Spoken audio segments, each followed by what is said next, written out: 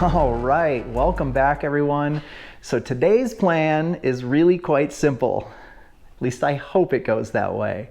So today I am going to attempt to do the first valve check and adjustment on the Honda Trail 125. Now you might recall I just hit 600 miles on the bike, which means I'm at my first major service interval. I changed the oil, the bike's been sitting all day. This is the perfect time to get in here and adjust the valves. All right, now I'm gonna be totally honest with you guys, and this might come as a surprise, but I have never done a valve adjustment entirely myself from start to finish. I've sat with others that have done it, I've tinkered around a little bit, but I've never completed the process entirely myself successfully. So that's my disclaimer. We're gonna learn this process together. It's always been one of those things that's just intimidated me. It's kind of this weird little boogeyman, and maybe it's because, you know, I read Zen in the Art of Motorcycle Maintenance when I was 15 and remember how much trouble he had with his tappets. And I've always been a little bit nervous to try this.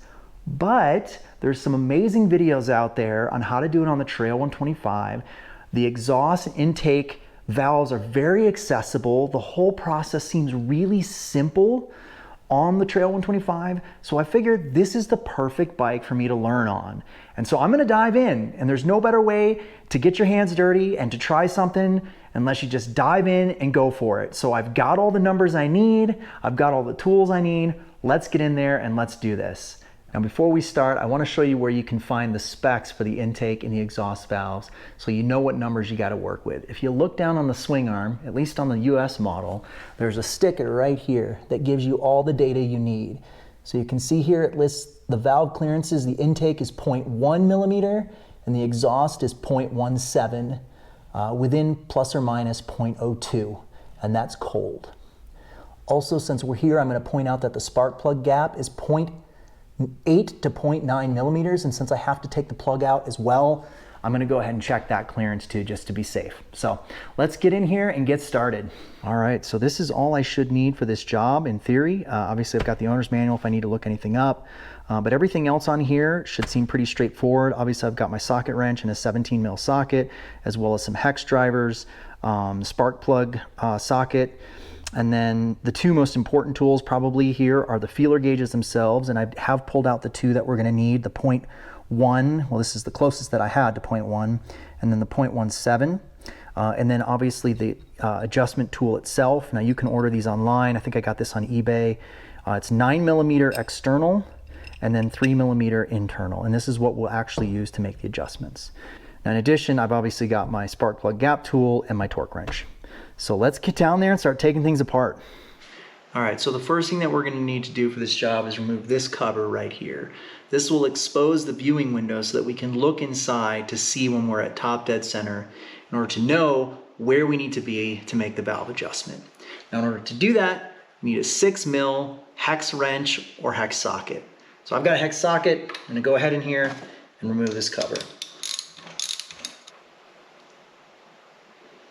Now there is a small gasket in here too. Make sure you remove that so that you can actually see the small notch, because that's what you need to actually line the top dead center up with. So I'm gonna go ahead and move this over here, keep it with the cover, and move on to the next cover. Now the next cover is gonna require a 10 mil hex wrench or socket. So I've got my 10 here. Go ahead and remove that. Also has a gasket, just be careful.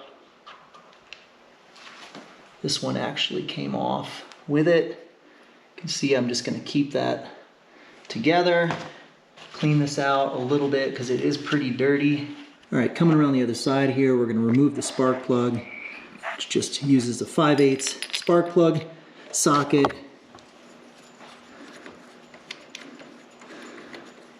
All right, we've got the spark plug here. I'm just gonna go ahead and check the gap on it to make sure it's good. It should be between 0.8 and 0.9. So let's give it a try here. We're on 0.8 first. It does go through 0.9.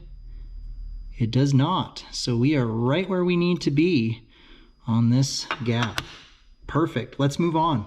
So the next thing we need to do is really simple. We just need to take off the two valve covers, the one for the intake and the one for the exhaust.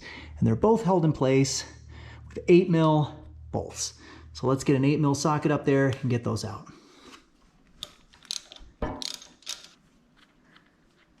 Now there should be a gasket under here, so we want to make sure that that is intact as well. That looks good.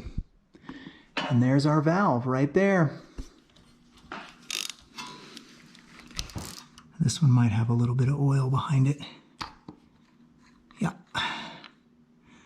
It's all right. That's why we got a rag down here. All right. All right, so if you look in here, you can see the letter T right here, and that small line above it should line up with this groove to indicate top dead center. So I'm gonna give it just a tiny little bit more. There we go. And I think that's pretty darn good. So we are at top dead center. The way to check is to wiggle the valves, make sure that they're loose. And we'll go check that right now. Now I just checked and they're not loose, which would mean we are not on the right stroke. So we need to zip around until we hit it again. And then we will be on the correct stroke. That looks pretty lined up to me. We've got the T lined up with the groove. We will go over and check the valves again. Nice and wiggly. Also very wiggly, nice and loose. So we are ready to make the adjustment. So we've got the feeler gauges here. I'm gonna try the 0.1, which is what the spec is for the intake valve here. Wow, it actually feels perfect. It's like just gripping kind of tightly. There's a little bit of friction. And honestly, I kind of don't want to mess with it because that's exactly how I think I would adjust it. Let me go up to 0.12 here and make sure that one doesn't fit. It does not. So that's good. Let me go back to 0.1 and check one more time. And yep, it is actually perfectly adjusted. So I do not need to adjust the intake valve. All right, let's move down to the exhaust valve. Now this gauge is a little bit fat, so if it's tight, I think we're okay. Also, perfect. Wow, so let me come around. So here's the deal, guys. I checked both valves and both were essentially perfect. Now, while I'm partially disappointed that I didn't actually get to adjust them, and really get a feel for this tool, I also know when to count my blessings and to say, hey, if it's good, don't mess with it. So I checked both. They're both within spec. As far as I'm concerned, there's no need to screw around with any sort of adjustments to try and fix them, because anytime I ever try to do that, really finely tune something, I always end up making it worse. So I'm going to clean up and call this a day. But as you can see, this whole process has been incredibly simple. Removing a couple of covers, twisting the crank around, lining up the T, checking to make sure you're top dead center, wiggling the valves. If they're wiggle, you're good. Get in there with some feeler gauges. As long as you're within spec, you leave them. If you need to adjust them, it's a simple matter of using this tool. Now this tool might look a little bit funny, but the concept behind it is actually quite simple. Think of it kind of like the two nuts that you have at the end of the swing arm when you adjust your chain. You've got to loosen the one to actually adjust the chain, and then you tighten the second one to kind of lock it into place. And that's essentially what's going on with the valve. You have a nut that is actually holding the valve in place that you have to loosen first with the outer part of this tool, and then you use the inner part of the tool to grip onto the little square head, and then this is how you actually make the adjustment on the clearance. And once you get that into adjustment, then you hold that in place and you tighten that nut back down to lock it. So that's all it is you're just using two combined wrenches essentially. Now you can do it with wrenches, but kind of getting in there is just really tricky, which is why this tool is so critical, and you can get it for, you know, 10 bucks online. So in some ways I was looking forward to using this, but I'm also really glad that I don't have to mess with anything. So I'm gonna put this down. As you can see, I've got everything laid out here. I'm gonna go ahead and put everything back in the bike. I do have to say as well, there's something very satisfying about the fact that I checked the spark plug and I checked the valves and everything is perfect. I mean, perfect. The gap on the spark plug's perfect, the valve clearances are perfect, and I think that really speaks to the fact that this is a Honda. And the quality behind this bike, you get what you pay for. Now, I do concede that I am only at 600 miles, and I really shouldn't have to adjust anything at 600 miles, but it's still really nice and reassuring to see that I didn't have to, and everything is how it should be. So I'm gonna clean up here, button everything back up, and call it a day.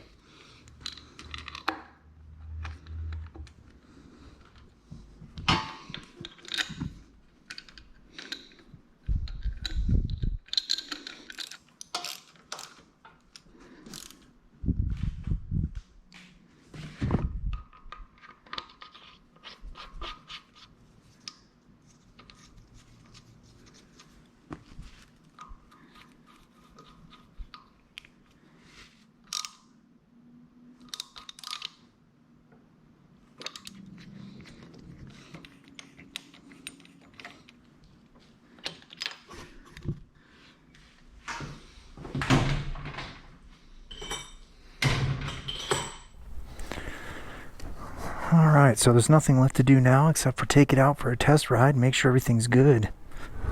All right, guys, well, the bike seems to be running just fine. No issues, no tappet noise.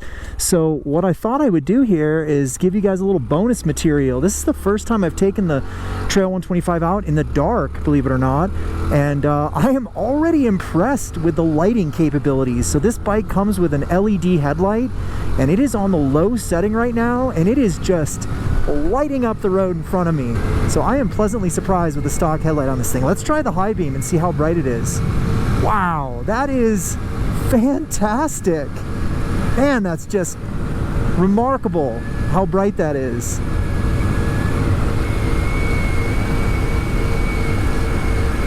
So there's a little bonus material for you. This bike comes with a pretty stout stock headlight setup. Way to go, Honda.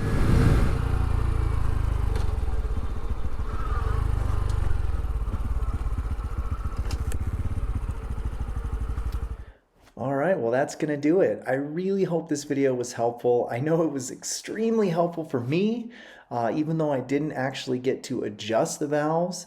I think just getting in there, taking everything apart, getting the feeler gauges in there, and just getting a sense of how the whole system works, and really just becoming more comfortable with the process. So next time I actually do need to get in there and adjust the valves, I'll feel a lot more confident when doing so. In addition, I'm actually feeling much more confident now in attempting to do a valve adjustment on the Himalayan, which is definitely a lot trickier. You've got to remove the whole gas tank and really get in there, and it's, you know, it's a several hour job. So this has certainly built my confidence a little bit, and I hope that it was useful for any of you out there that are on the fence about trying to do this particular maintenance task yourself. So thanks so much. Take care, be safe, and I'll see you in the next video.